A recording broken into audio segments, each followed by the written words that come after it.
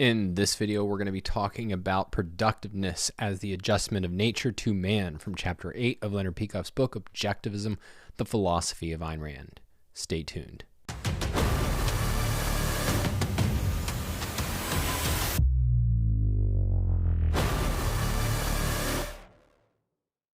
All right, so let's start out with a summary. Productiveness we get is the process of creating material values that we as human beings either face a choice of using our minds to conceive and create the values that foster and enhance our ability to survive, or we live as parasites. And we get from Leonard that the material benefits of productiveness are obvious. And in fact, really we've seen in the whole argument for reason as man's basic means of survival why material values and the process of creating them is vital for human life. And here we get to focus on the spiritual needs fulfilled by productiveness and the spiritual meaning of productiveness. So the foundational point here is that thought is not an end in itself. It's not for its own sake, it's for the sake of action. It's for the sake of guiding ourselves through the world. And so we need knowledge in order to achieve values. And productive work is really the essence of how we turn knowledge into values. So the way that Leonard puts it is that knowledge is power and wealth is thought. That productive achievement is a moral achievement. It's using your mind to create the values that sustain human life. And this flies in the face of the mind-body dichotomy. The mind-body dichotomy basically says productiveness is part of the material realm. It's low, it's mindless, it's not noble, and that the spiritual is above the material realm. And basically that you get kind of two types that flow out of this. One says, all right, to hell with the material realm, I'm concerned with the higher things in life. And then you get the other kind that says, all right, to hell with the mind, to hell with the nobler things in life. I want to survive. I want to be prosperous.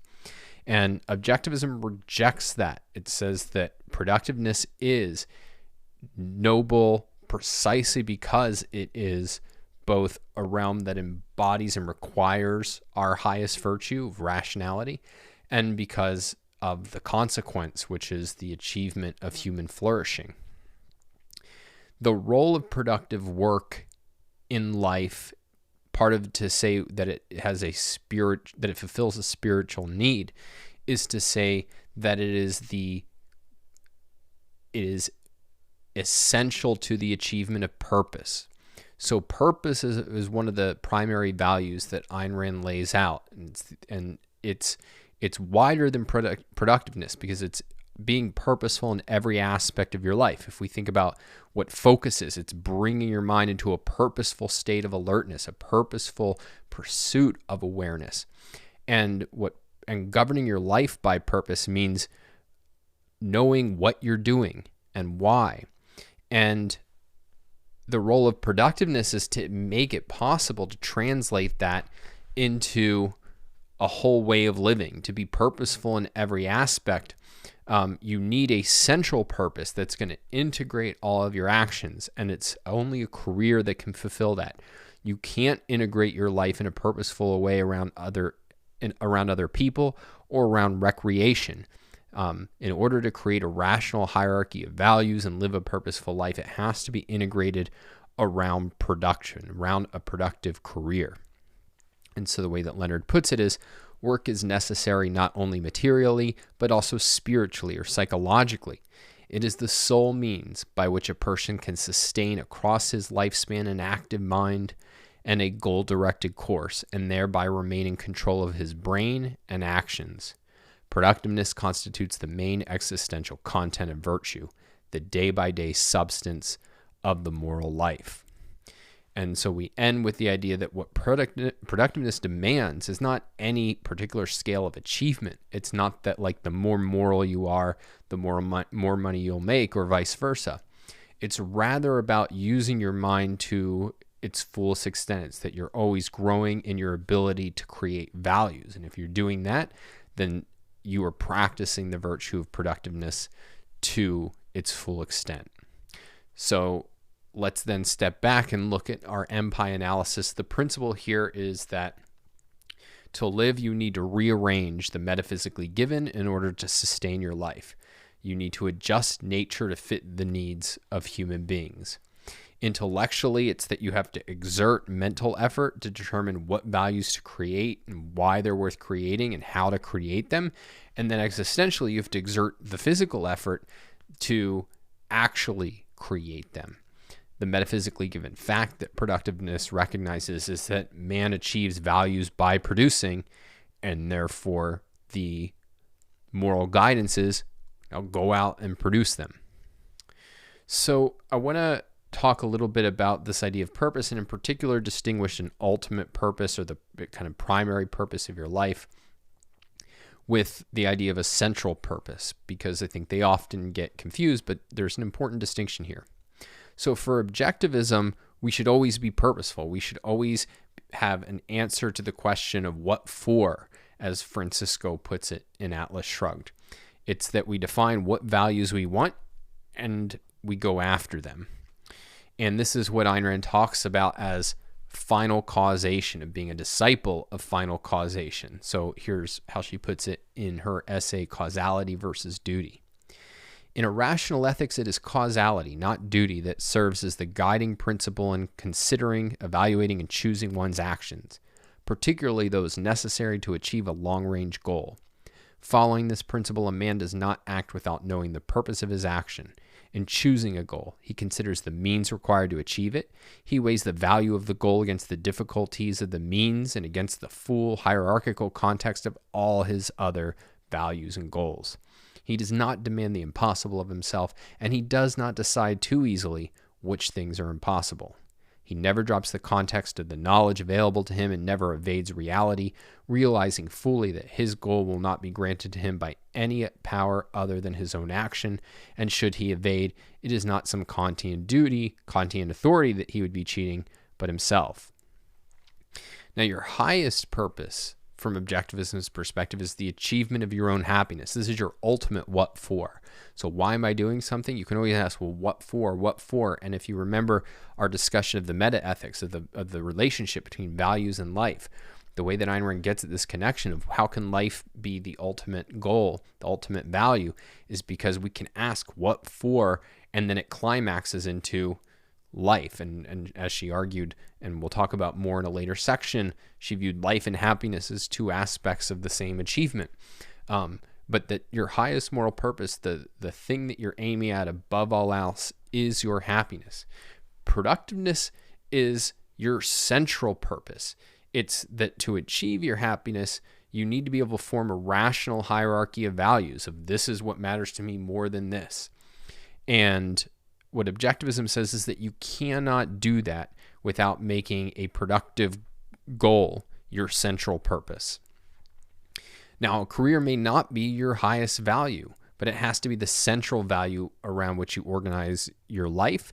And as we'll see, part of what that means is around which you organize your time. So let's dive into this idea of hierarchy of values, because to get what it means to say that something is a central value is to say you're building your hierarchy of values around it. To value something according to objectivism means to select it according to a standard of value. I've written a piece on this. I forget the title. I'll link to it below. I think it's How to Form a Hierarchy of Values. And I start out with this contrast of, in Ayn Rand's Marginalia, she's reading Ludwig von Mises, the great economist, his book Human Action, and he talks about, to value something is to prefer it to something else. And she says, no, that's to choose it. To value something is to select it according to a standard.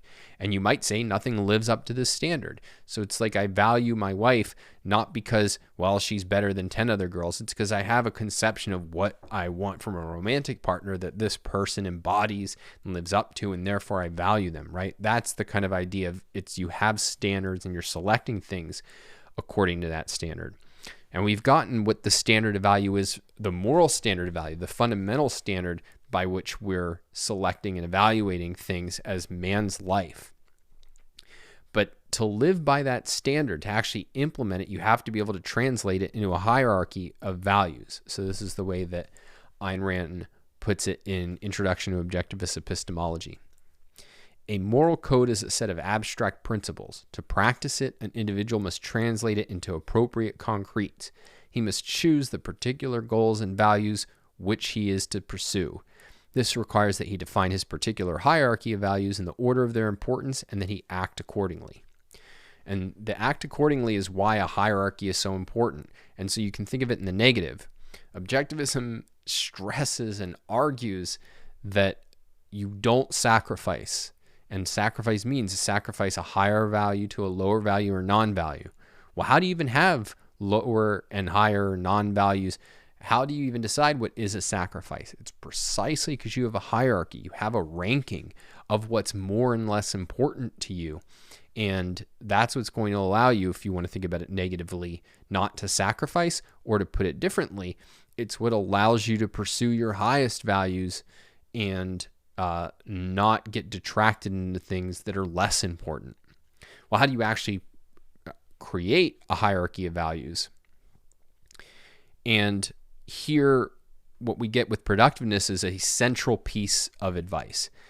It's not the full advice, but it's a central piece, which is you have to have a central purpose, a central value that's going to have the greatest claim on your time, the direction of your life, the choices that you make, the people that you're friends with, where you're going to live. So this is how Ayn Rand puts it in her Playboy interview. A central purpose serves to integrate all the other concerns of a man's life. It establishes the hierarchy, the relative importance of his values. It saves him from pointless inner conflicts. It permits him to enjoy life on a wide scale and to carry that enjoyment into any area open to his mind. Whereas a man without a purpose is lost in chaos. He does not know what his values are. He does not know how to judge. He cannot tell what is or is not important to him, and therefore he drifts helplessly at the mercy of any chance stimulus or any whim of the moment. He can enjoy nothing. He spends his life searching for some value which he will never find. So I said this, but now I want to really highlight it, which is that a hierarchy of values is really a time hierarchy. It's how much of my life am I going to devote to the different areas of my life, to the different values and value pursuits in my life. So as I mentioned, I've written a piece in this called Creating Your Hierarchy of Values. And I'm not going to go through everything I write there, but I just want to make a couple points, which is that the main thing to keep in mind is that if you're trying to work out your value hierarchy, the main thing you need to strive for is to have commensurable values. So you couldn't just basically look around your life and say, all right, well, I like my, career. I value my spouse. I value my pet dog. I value pumpkin pie. I value the movie Die Hard. And now let me just rank them and kind of come up with a list of 1, 2, 3, 4, 5, 6. Your values are going to be incommensurable, and so you wouldn't be able to rank them, and it couldn't be. And if you tried to do it that way, then you would lead to you would not be able to figure out. Okay, well, should I be, playing with my dog right now, or should I be sleeping with my wife or watching Die Hard? It would be impossible to actually use this as a functioning value hierarchy. And so what you want to do is think about, all right, what are the kind of areas of my life that are kind of on the same level and that I can divide up time accordingly. So I cite a podcast that Alex Epstein did on time. And the way he puts it is, the way he divides things up in his life are the areas of creation, recreation, rejuvenation, reflection, companions, resources, environment, physical health, mental health. And you have to think about the kind of buckets in your life and the ones that make the most sense. But I think you can see how if you're trying to create a hierarchy of those areas of your life, you could see, okay, yeah, work, I want to give, 9 hours of the day, but I need an hour of rejuvenation, and I need 2 hours of companions, or the ability to kind of carve out over the course of a day or a week the way in which you want to apportion your time according to these kind of buckets that are actually commensurable is a lot easier. And then part of what you're going to do to create the hierarchy is that within these buckets, you might think, well, the activities under them are not commensurable, right? So if it's companions, I can't just kind of list, my wife, my parents, my kids, my friends, my college, buddy, like all the way down, my colleagues. I might want to put those in buckets and rank those in the same way until I can ultimately get to a list of concrete, specific values that I can rank. And what you'll have after that exercise is you'll actually have a hierarchy in which you can you can literally sit down and block out the time that you want to spend in your week so that you're getting the most values out of your time. So I want to turn then to a different topic, which is productiveness as the essence of a moral life, because that should be a really striking claim. And if you think about what the essence of a moral life is for a Christian, like some of them will say, yeah, work is part of it. God wants you to work, and it teaches kind of foregoing rewards and acting long term.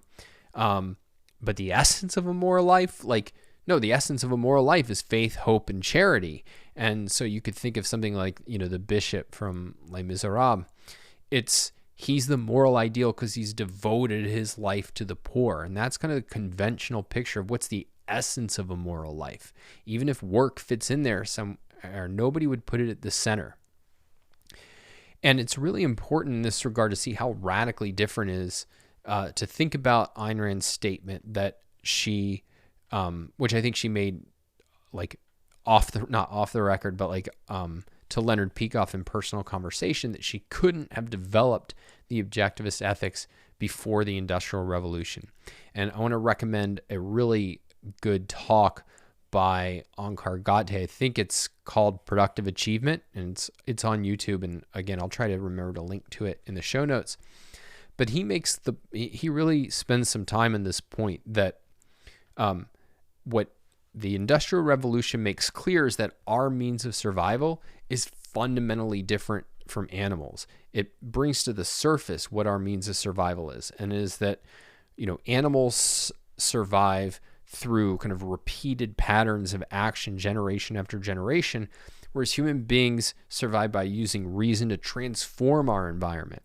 And that the result is not repeating these cycles generation after generation, but it's progress, and not just the kind of slow progress that you saw that would, over eons, human beings would kind of level up their ability to cope with nature. But in the course of your life, the world at the beginning would look completely different from the world at the end of your life. It's that kind of rapid, constant progress that is human beings' means of survival.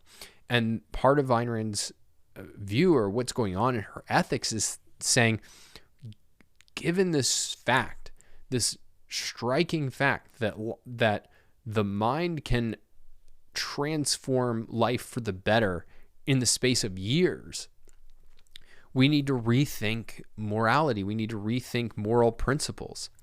And if you do that, and if your concern is human life, well, then its productive work isn't just virtuous, it is the essence of a moral life.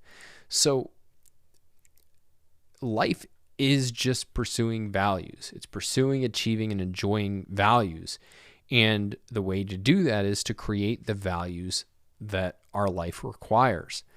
And so this is why objectivism rejects the idea that there's such thing as enough, that you could have enough of progress, you could have enough values, you could have enough health and enjoyment and fun and creativity. You can think of it in negative terms, that to say we could have enough values is to say the problem of survival is solved and that our life is fully secure. And yet we know that we always face this alternative of life and death. But I think it's important to think about it in the positive. There's nothing else to do except pursue more and more values, more and more knowledge, more and more wealth, more and more pride, success, to be as rich and healthy and happy as possible. And the objectivist ethics is all formulated from that perspective, that it's all about the ambitious pursuit of values. So the OPAR makes this point of, if you think about the three major values highlighted in the objectivist ethics, rationality, productiveness, and pride, they're all about ambition, the ambitious pursuit of knowledge, the ambitious pursuit of material values, the ambitious pursuit moral ambitiousness, the ambitious pursuit of an ever-improving character. And it's in that sense that objectivists would proudly embrace the title of greed, that yes, we want more and more values, more and more knowledge, more and more material values, more and more self-esteem.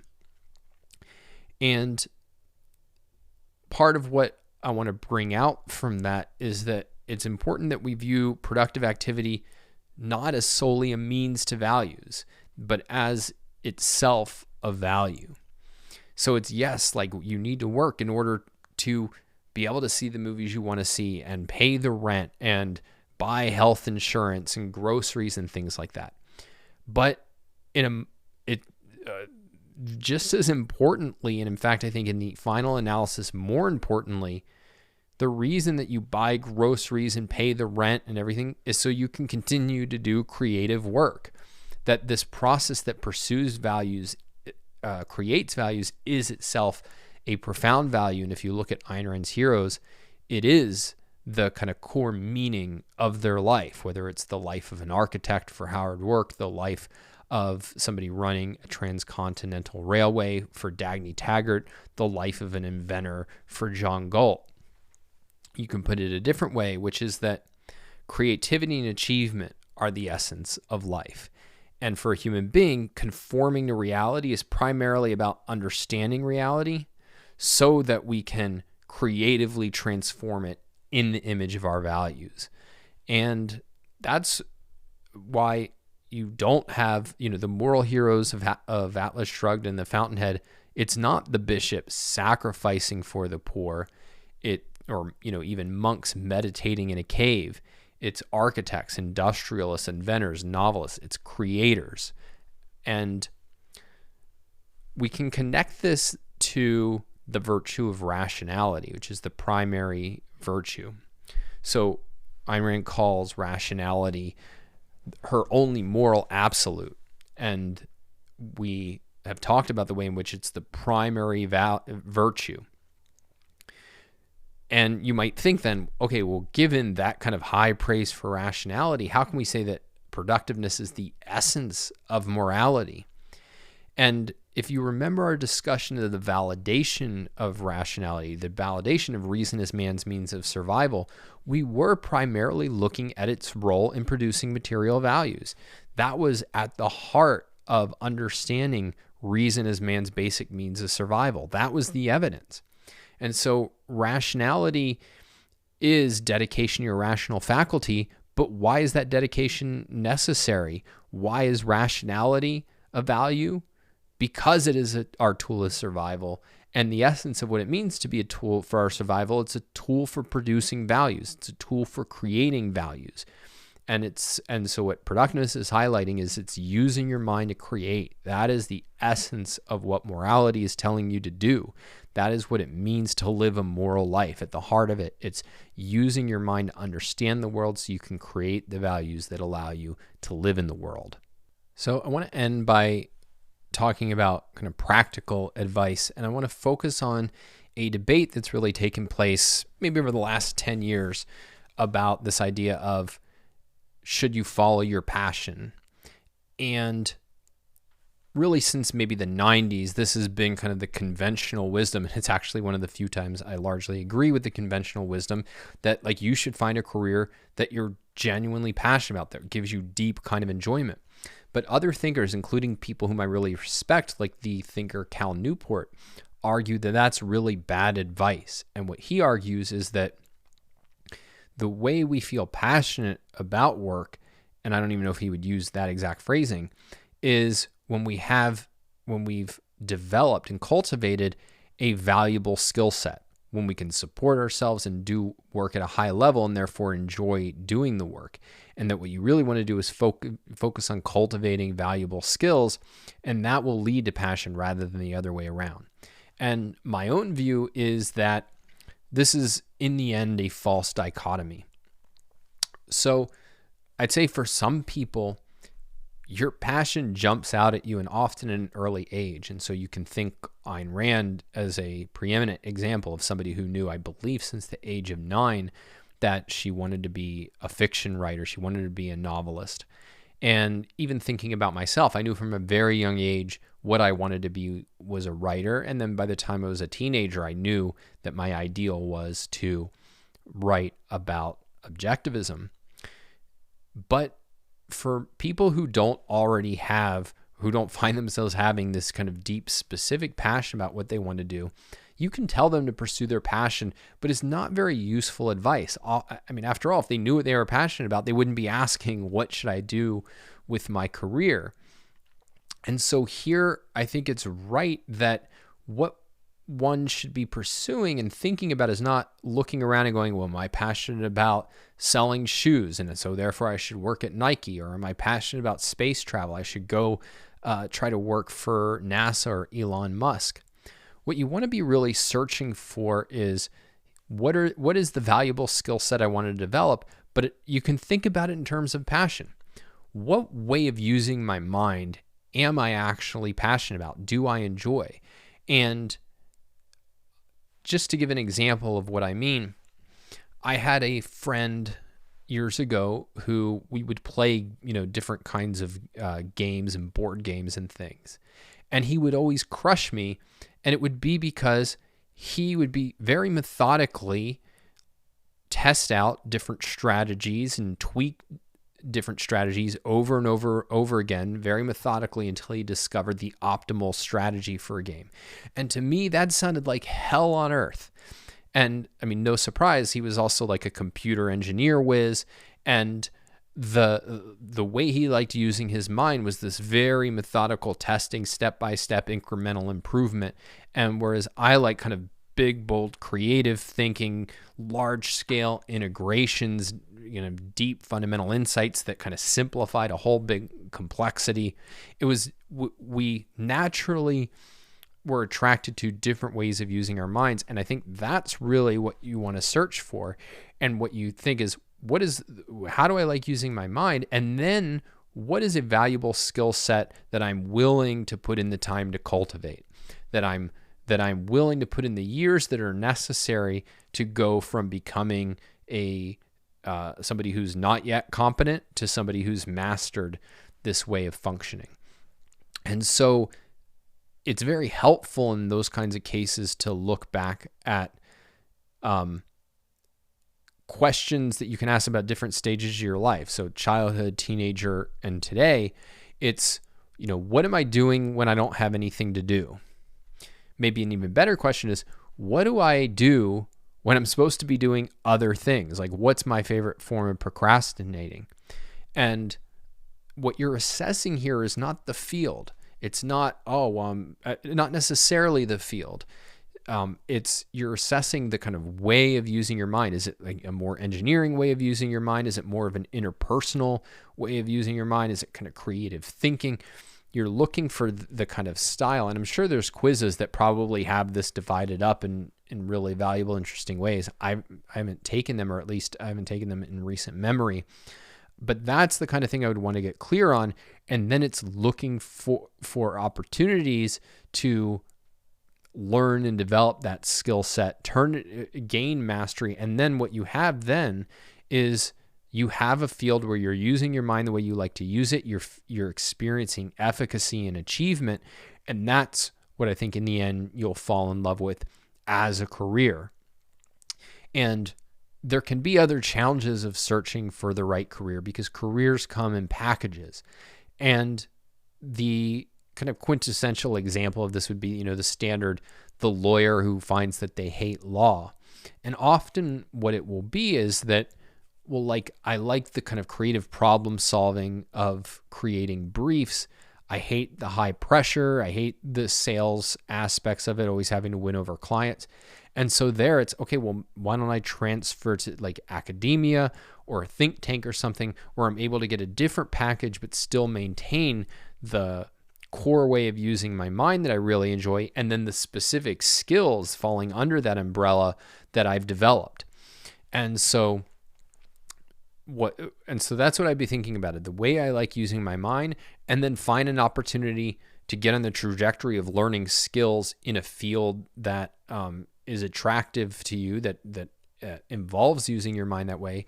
And then you have to give it a certain amount of time, because I mean, even I'd been studying objectivism and practicing writing my own for, countless years. They're not literally countless. It would have been fewer than 25, but for a long time, by the time I got my first job as a professional writer, or at least a professional writer in the realm of ideas, and it still took really, I think, 3 or 4 years before I really had basic competence where I could write something that anybody on earth would want to read / publish.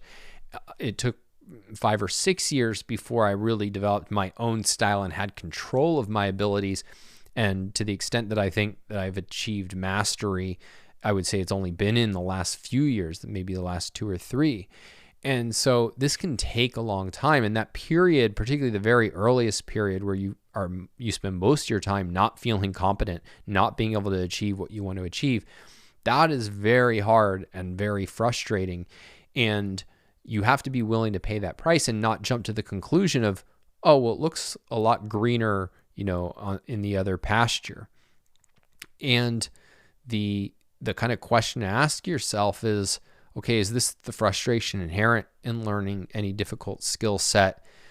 Or am I using my mind in a way I actually don't like at all? Or is this overall package of the job a bad fit? Or it could be even more specific, and maybe you work for a lousy company. So there's difficult questions, but I would say make a real commitment. And I'm thinking a period of 2 or more years commitment to anything that you've had good reason to think you could get good at and would enjoy once you're good at, because I think it's very hard to tell in less than that. And certainly I don't think in less than a year you can tell anything about whether you're on the right track or not.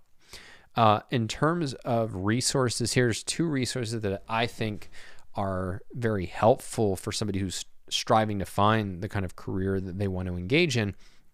So one is a book by Barbara Sher, Sher. I Could Do Anything If Only I Knew What It Was. And I haven't read the whole thing, but I've heard from many people who find it very valuable. It's very tactical about how to go about discovering a career you'll enjoy. And then in terms of the process of developing mastery, of going from novice into master, which I think is the core to building a career that you love, by far the greatest book I think ever written on that process is by a guy named Robert Greene, called Mastery. It's one of my favorite books of all time. And this is not your standard self-help, like, get ahead by being the first one into the office and the last one out. He has a deep understanding and really subtle understanding of human psychology and of the process of learning to be an independent creator and creative thinker. And so I highly recommend that book, and I think those 2 combined can really set you on a good trajectory so that you can practice the virtue of productiveness and enjoy your work, if not to the level of a Rourke necessarily, at least to a level that will lead to a really satisfying, enjoyable life. So that's it for this video. Be sure to like it, subscribe to the YouTube channel, and as always, the best way to stay in contact is to go to donswriting.com and sign up for the newsletter. Talk next time.